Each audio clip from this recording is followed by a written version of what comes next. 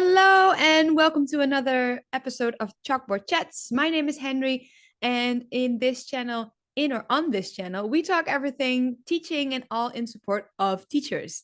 And today I thought it would be fun to discuss this one thing that sometimes happens.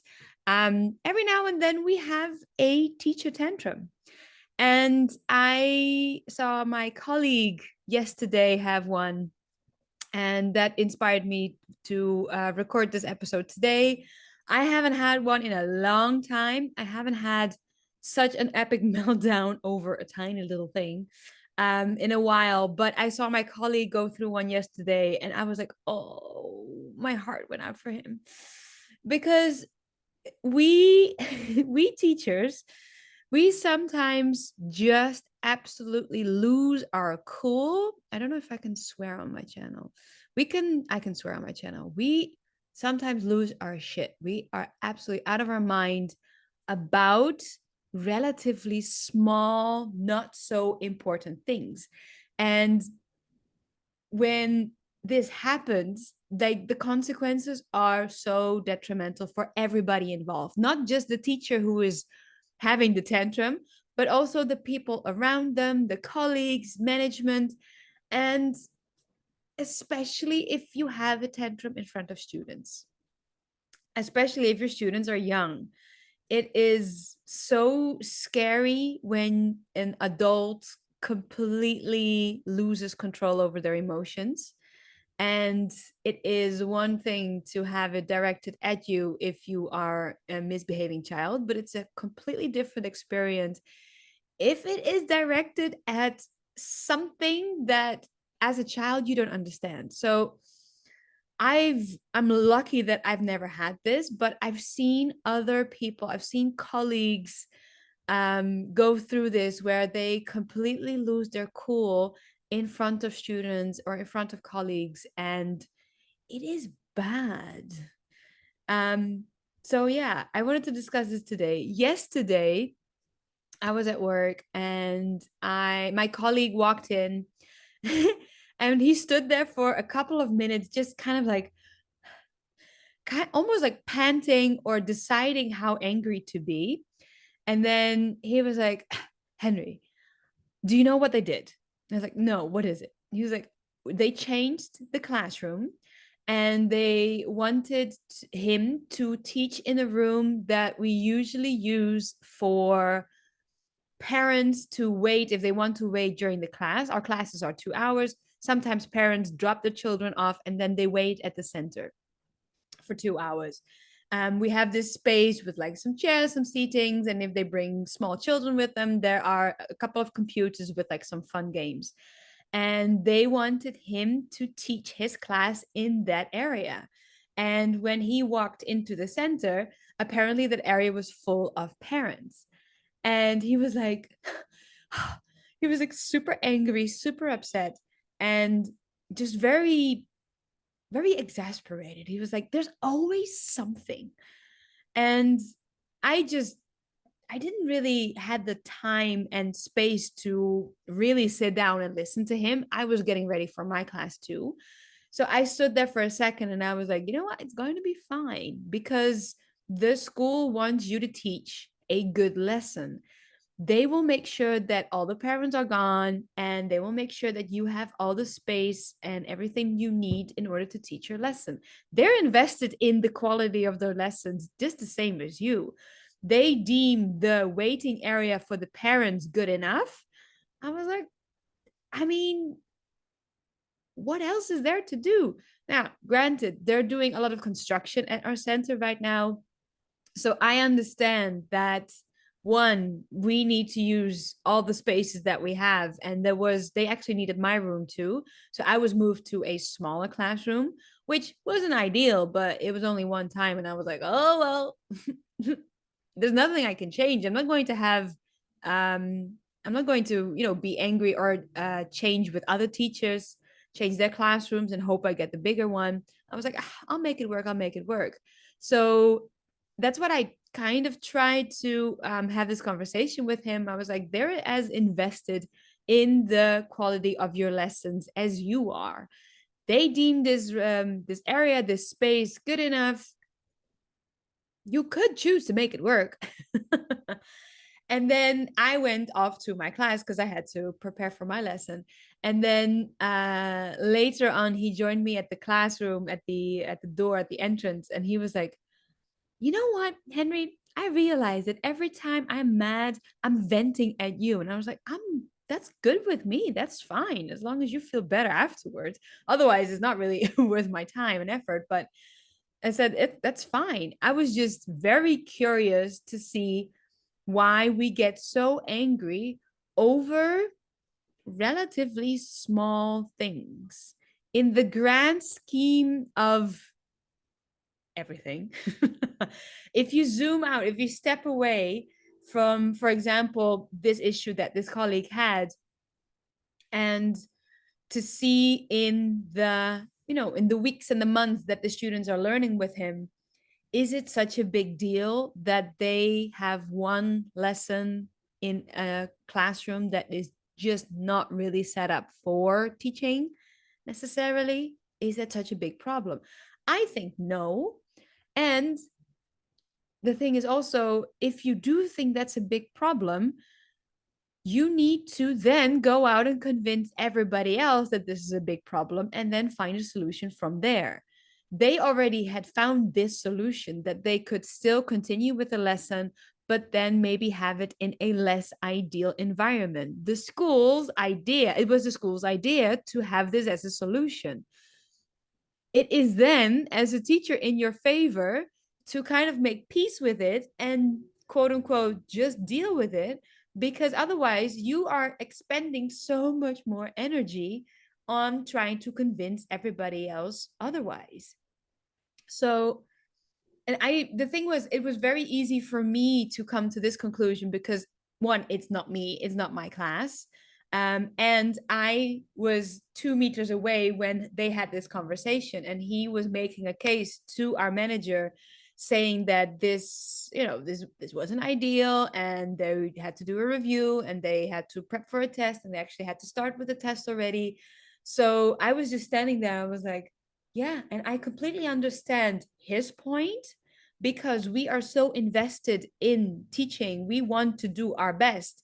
And when we get these different situations where all of a sudden we're like, this is not the situation that I wanted, because now I can't do my best. Now I cannot deliver the quality of lesson that I want to deliver. And also, I understood completely from management side saying this was totally fine. This is okay. We can use this classroom just for that one time. And it was so incredibly amazing to see this play out in front of me, because I've been there. I have completely lost my cool. And it wasn't like outward, but I remember once sitting in class, and before the end of class, apparently there were some parents who wanted to pick up their children early. And as soon as the front desk reception lady walked into my classroom and said, "Hey, can I pick up these students? The parents are here." The first reaction was like, "Oh my God, you disrespect my lesson, and now I cannot do the closing routine properly." But this went on internally, and I just stood there and I was like, "Why?" And then they tried to explain it to me, and I was just like, "Fine, fine, that's you go." And I said that, I remember so clearly. I was like, I cannot be mad for no reason in front of these students. I was still teaching. I was still in front of the class. So I just sat down, and I was like, I am about to freak out. I'm about to get so angry over such a tiny little thing. Some parents just wanted to pick up their children a little bit earlier. If they want to, then that's fine. Later on, after class, I realized it's actually in my favor, because the end of class gets a little bit chaotic. When I want all of my materials back, I want all my erasers back, I want my pencils back, and I have to make sure that everybody cleans up their stuff. that they get their toys back, because of course they bring all these toys to class. So I have this little shelf where we have all the toys during the class time. They have to get all of this back, and then also it's sticker time, and it's all the other reward time, and it's some students are not finished with diaries, so it's chaos. So it's actually in my favor if during that time a couple of students just leave, so I have less students to to deal with. But at the time, I was just so, I don't know, everything felt off kilter. And I was like, I'm trying my best to do everything right. And now you want these students earlier. I can't do this right. And that at that moment, I realized it is not the circumstance. It is not the two students that are leaving earlier that makes me so upset. It is me thinking that now I can't do this right, that now the structure that I've created is now completely disrupted, that I am not a good teacher because I cannot deal with, spontaneous interruptions or spontaneous changes. And as soon as I realized that it is just because what we make it mean about us, then every time something unexpected happens, all I need to do is check in with myself. It's like, what am I thinking about this? Am I freaking out because I all of a sudden I think I'm not a good teacher anymore? Am I worried that I am unable to deliver the quality that I am used to and that I want to? Um, and that is one of the bigger reasons why I don't have these tantrums anymore. Because every time something unexpected happens, instead of going out with my energy and trying to, tell somebody no or go against what they've just told me, I'm checking in with myself. I'm like, so how are we feeling about this? What are my thoughts? Am I okay with this? Can I be okay with this? Am I going to expand the energy and try to change this? Or can I find acceptance immediately? Is there a space where I say, all right, I'll make it work? Because as soon as I find that place where I just make it work, I am becoming such an easier person to work with. All of a sudden, I drop out of the argumentative and the, I'm trying to find another word. I think the only one is like argumentative, where it's so difficult to have things changed or have things come up when a person is just arguing everything, every single little thing. And if I just drop into acceptance, and if I say, listen, if the company wants this, if the school wants this, if you guys have all decided this, I can make it work. Please don't do it again. I would appreciate it if you give me, a little bit more of a heads up. But usually that is already what they come up with. Usually they're like, I'm so sorry I wasn't able to tell you this earlier, but there's a change of classroom. Or I am so sorry, the parents are very mad and they want their child now. I would love a heads up, but they weren't given one. So I don't need to demand anything. I can just step back into acceptance and say, if this is what they want, the parents know that if you take a child earlier out of the class, that they miss some of the class. And the child will probably tell them that they now missed their reward. They now missed their sticker ceremony, or they now missed something else that happens at the end. Um, so I can just easily step into acceptance. And what I've also realized, the second thing is why we get so incredibly mad, is that because we spend, as a teacher, you spend most of your time in the class dealing with unexpected situations. You are teaching something, and all of a sudden, the student is like, I need to go to the bathroom. And you're like, if you go, then 5 other students will also go. I'm kind of in the middle of something. So you have to deal with those situations. And every lesson, there are situations that you just cannot predict. you cannot expect, you cannot plan for, because you invite a bunch of younger humans into your class. It is full of surprises, and we need all the presence of mind to deal with those surprises and unexpected turns, and to deal with those surprises and unexpected turns, and at the same time keep going with the lesson, because they still have to teach certain things. So to be present for the time that you're teaching takes a lot of energy. And then when we are done with the lesson, all we want is our brain to go on autopilot. All we want is to completely shut down and go into autopilot until the next class starts again. And we have to like bloop, turn our brain again and then be present and be able to catch all the things that happen in a classroom.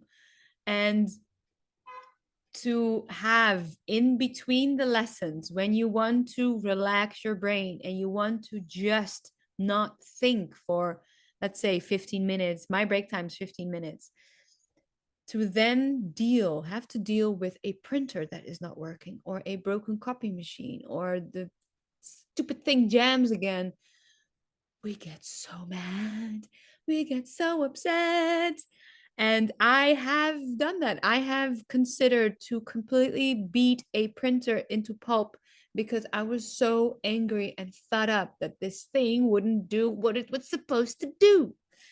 And as soon as I realized that I was going to completely lose my cool because of some innate object that didn't work again, I was like, wait, what am I thinking? What is happening? What's happening internally? Why am I so mad that this printer does not work? Because this printer often doesn't work. Why am I so surprised? Of course, the printer has timing. Of course, it functions well during the day until you have to print, and then it's like, no. So I checked in with myself. I was like, why am I freaking out? Why am I so mad? And it was because I thought that I had to have these pages. And immediately I was like, maybe I had to have it, but if I don't have them, what would I do? And immediately I was like, oh, well, I guess I would just ask them to do teamwork, because, the printer had spit out 5 instead of 15. And I guess then teams of 3, and then we have paper for everybody.